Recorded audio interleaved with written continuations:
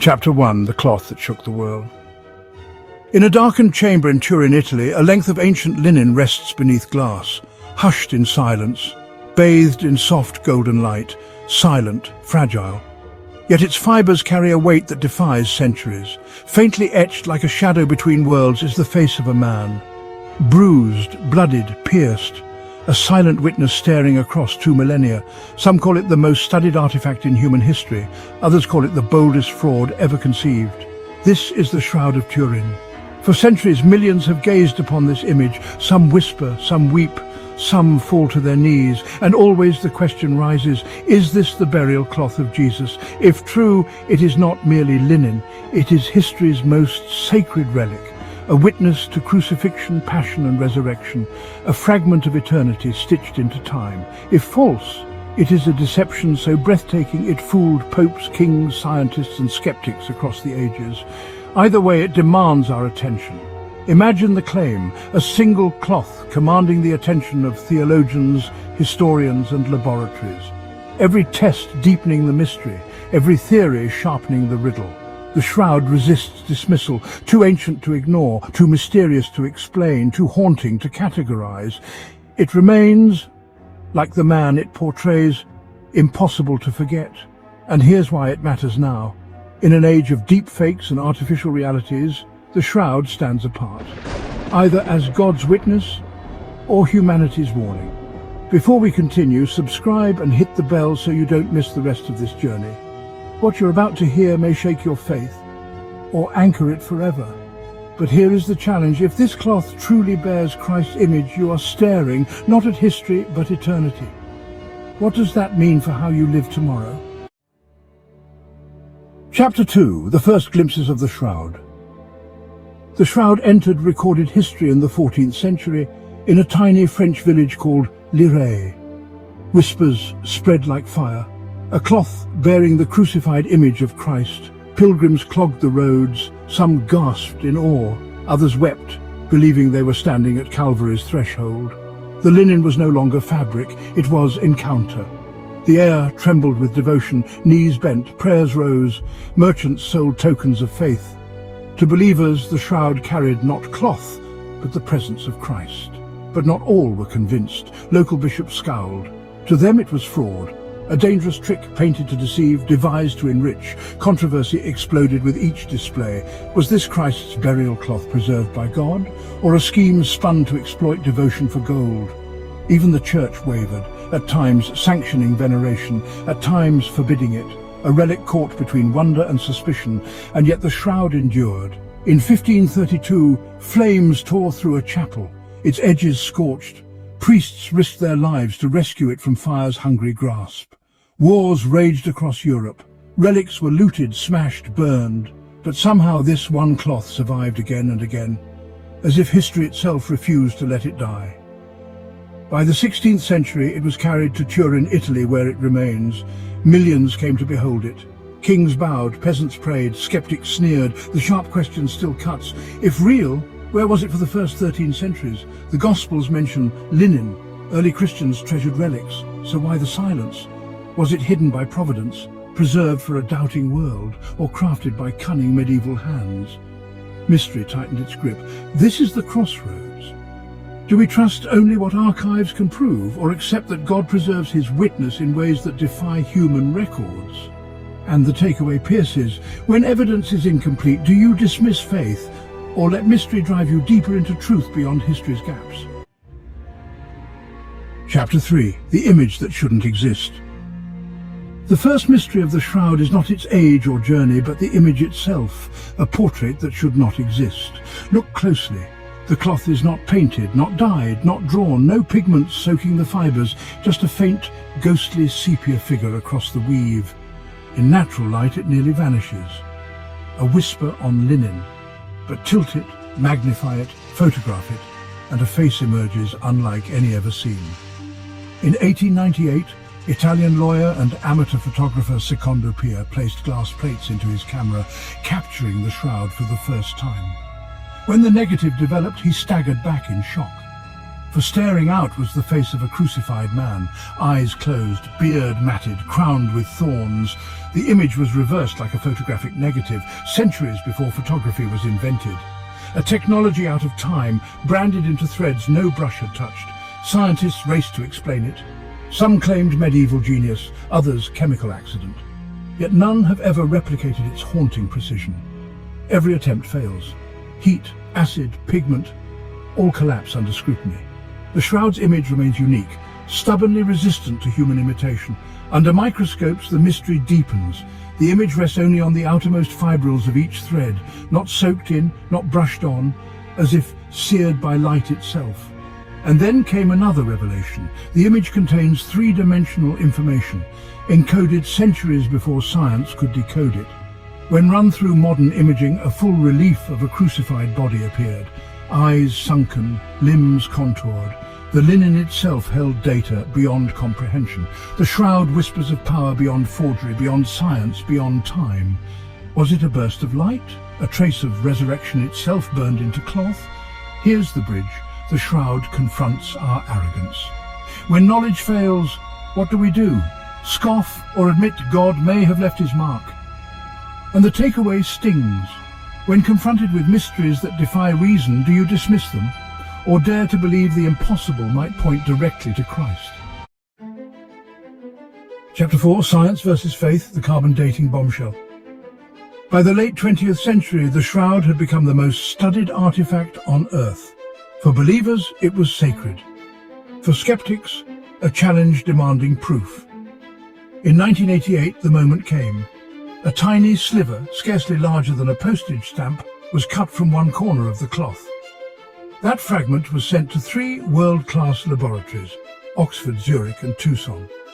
Radiocarbon dating would decide the question science had chased for centuries.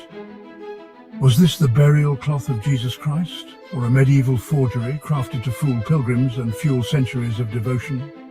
When results were announced, they struck like thunder. Between 1260 and 1390 AD, the labs declared. Medieval, 1,000 years too young for Calvary. Headlines screamed, medieval fake exposed. Television hosts mocked, documentaries ridiculed, skeptics rejoiced. Millions of faithful felt betrayed, as if the cloth itself had crumbled in their hands. Yet doubts surfaced instantly. Why test a corner blackened by the fire of 1532? Why choose the most visibly worn and repaired section of the cloth? Textile experts examined the weave.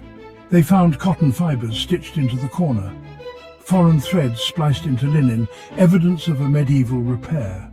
Chemists probed further. The tested corner carried dyes and coatings absent from the rest of the fabric. The sample was contaminated, a patch, not the shroud itself. If true, the 1988 results proved nothing about forgery. They proved only that the wrong piece had been tested. Science measured repair, not relic. But the damage was irreversible. Headlines shouted louder than corrections. Public opinion turned. For millions, the shroud was dismissed as myth before the deeper story could be told. And perhaps this moment reveals more about us than about the linen itself. How quickly we cling to headlines, how swiftly we discard mysteries that challenge reason. Faith is not blind, it examines evidence.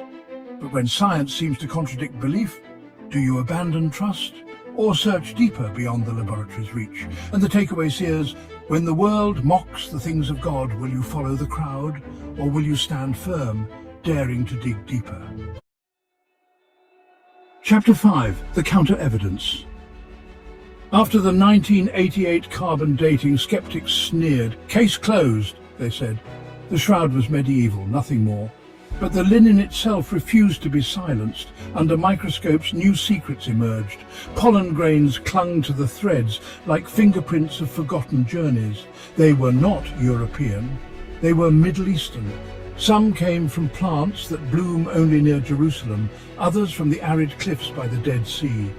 How could desert flowers have lodged themselves in medieval France? Then came the blood. Forensic tests confirmed it. Not paint, not pigment, but real human blood. Type AB, rare in Europe, common in the Middle East. The stains tell a story written in crimson. Scourge marks striping the back, nails driven through wrists and feet. A chest wound wide as a Roman spear, Even more, the blood shows serum separation, plasma and red cells divided, a detail invisible to the naked eye, unknown to medieval artists, yet present here. Anatomical precision deepens the riddle. The man of the shroud bears injuries exactly as the Gospels describe.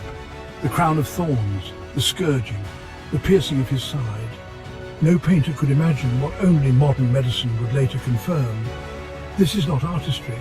It is forensic testimony, centuries ahead of its time. Extra-biblical texts whisper too. The Gospel of Peter speaks of wonders surrounding Christ's burial.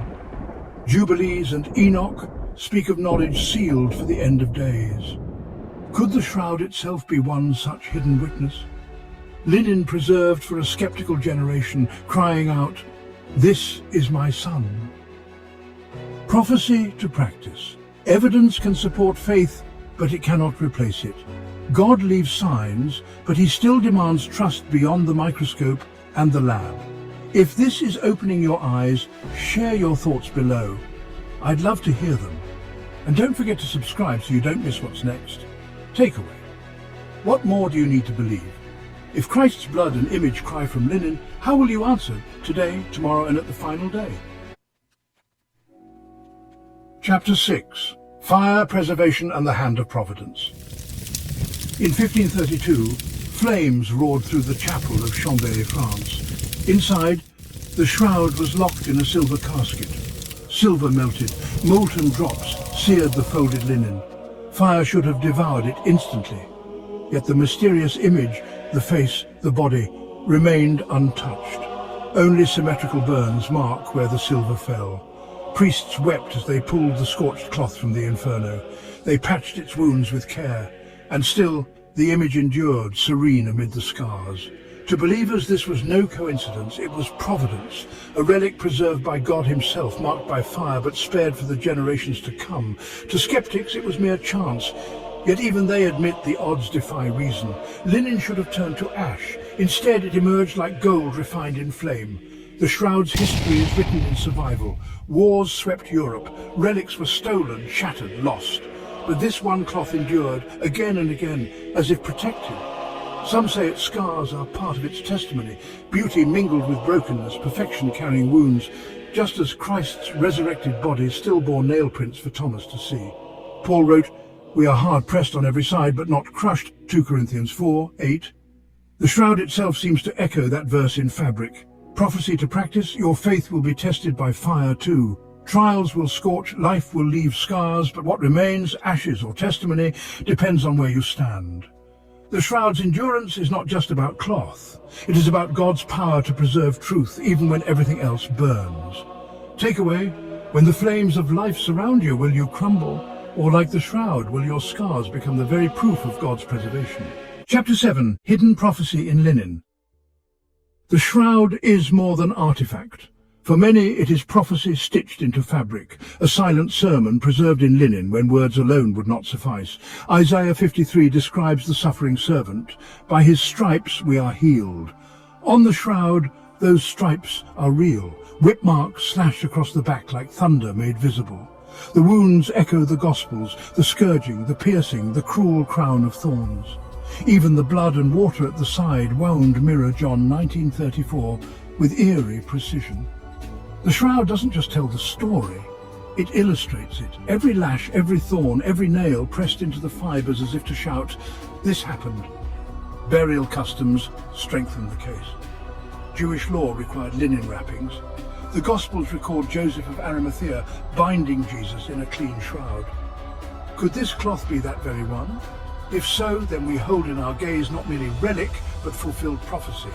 Not just evidence, but a living witness. Jesus promised the sign of Jonah, 3 days in the belly of the earth, followed by resurrection. The shroud may be that sign, bearing scars of death and hints of light. Extra-biblical voices deepen the intrigue. The Gospel of Nicodemus recounts wonders at Christ's burial.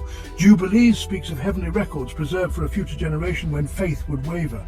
Could the shroud be one such record, a heavenly tablet written not with ink but with blood? A relic meant to resurface when skepticism reigned supreme? Prophecy to practice. The shroud teaches that God writes truth not only in parchment but in wounds, not only in scrolls but in scars. His message bleeds into history itself. The question is no longer academic. If this linen whispers Isaiah's prophecy, will you let the servant's stripes heal your soul or walk away unmoved? Takeaway. The cloth asks not what is it, but who is he? And more urgently, what will you do with him? Chapter 8. Skeptics and Believers in Collision. Few relics ignite storms like this one. For some, the shroud is history's most brazen hoax. For others, it is the holiest witness left on earth. Skeptics cling to the 1988 tests. Forgery, they say, a clever trick of medieval hands. Richard Dawkins mocks, a fake, nothing more. For them, the shroud proves only gullibility. Yet millions kneel before it as though before Calvary itself.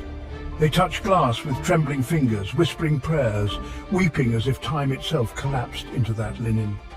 Believers speak of a strange hush. They describe air heavy with eternity, as though heaven leans closer in that chamber. Doubt shrinks in the weight of such silence. Popes themselves have joined the chorus. John Paul II called it a mirror of the gospel. Benedict XVI said it was an icon written in blood. Pope Francis described it as an icon of love, not of proof, urging the faithful to see in it the very face of Christ crucified for humanity. And yet the Church withholds final judgment, never declaring it authentic, never discarding it. A paradox, an image revered but officially unresolved. Perhaps that tension is the point. The shroud is not meant to erase doubt, but to confront it, forcing a decision from both the skeptic's mind and the believer's heart. Fraud or prophecy, illusion or revelation, no one leaves the shroud unchanged. It demands allegiance, one way or the other. Scripture reminds us, faith is confidence in what we hope for, assurance about what we do not see. Hebrews 11:1. The shroud stands exactly in that space. Prophecy to practice. The shroud mirrors your daily collision between belief and disbelief, surrender and pride. Its question is the same as Christ's, who do you say I am? Takeaway, when mystery presses in, will you scoff or kneel? The shroud cannot stay neutral, and neither can you. Chapter 9, Technology Reveals the Face. For centuries, the shroud was studied with the naked eye. But modern technology opened doors ancient pilgrims could never have imagined. In the 1970s, NASA scientists examined the cloth with state-of-the-art imaging equipment. They discovered something no one expected. The image carried three-dimensional information. Feed it into a computer, and a relief of a man's body emerges. Not flat pigment, but encoded data written in linen threads. Imagine a medieval forger crafting an image so advanced it would take 20th century science to decode it. The idea strains belief. Then came digital reconstructions. Software sharpened the faint outlines until a face appeared, bruised, swollen, crowned with thorns, a silent witness to the passion. For some it was like peering into the tomb itself. For others, it was like looking into the very face of God. Recent AI reconstructions went even further, producing lifelike portraits of the man of the shroud. Not an icon, but a face, haunting, human, divine. Skeptics dismiss them as illusions. Believers see the unveiled face of Christ. Either way, technology cannot escape the mystery. It only amplifies it. Here lies the deeper shock. If this is his face, preserved in linen, then we are staring at history and eternity at once, both time and transcendence. Prophecy to practice. Technology can reveal detail but not meaning. Machines cannot save your soul. Only the one whose face is imprinted here can. Takeaway. If you could look into the face of Jesus, what would you do? Scroll past it, or fall to your knees before the living Lord? Chapter 10, The Final Witness. Empires collapse. Cities sink. Thrones crumble, but one fragile cloth endures, not marble, not gold, but linen, carrying an image no fire could erase. The Shroud of Turin is not just a relic, it is a battlefield where science and faith collide, and a stage where eternity itself breaks through time. Look closely. The scourge marks, the crown of thorns, the wound in his side. This is the gospel not written in ink, but in blood and fibre. Forensic scientists call it an impossible image.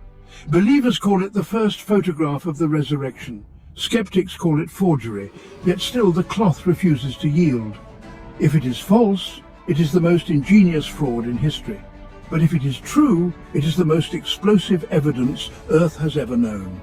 And if Christ lives, then everything changes. The shroud is not curiosity, it is confrontation. It whispers, shouts and thunders, "This is my son, will you believe?"